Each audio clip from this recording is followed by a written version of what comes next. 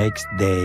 அதுக்கப்புறம் அடுத்த நாள் அதே மே 10 பார்த்தீங்கன்னா அதே மாதிரியே வந்து அதே ரூட்டில் இருக்கக்கூடிய ஒரு கம்பெனிக்கு வேக்கன்சி இருக்குன்னு சொல்லிட்டு நாகூரில் பார்த்துட்டேன். ஸோ அதே மாதிரி வேறு வழி இல்லை, அதே ரூட்டில் நான் கூட கம்பெனி வரல சொல்லிட்டு போயாகணும்னு சொல்லிட்டு என்ன பண்ணால் அதே மாதிரி ஆவடிலேருந்து திரும்பி அந்த பூந்தமல்லி போயிட்டு அங்கேருந்து வந்து அப்புறம் பஸ் ஏறி வந்துட்டேன்.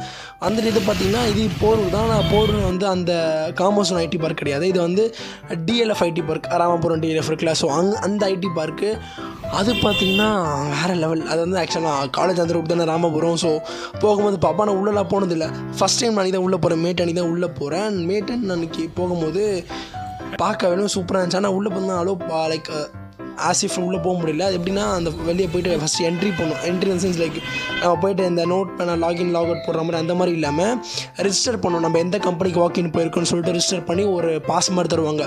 அந்த பாஸ் காட்டினா தான் நம்ம வந்து உள்ளே விடுவாங்க. அண்ட் அதெல்லாம் வாங்கிட்டு நாங்கள் உள்ளே ஒரு கம்பெனிக்கு போனோம். அண்ட் அந்த கம்பெனி பார்த்திங்கன்னா எங்கள் பிளேஸ்மெண்ட்டோட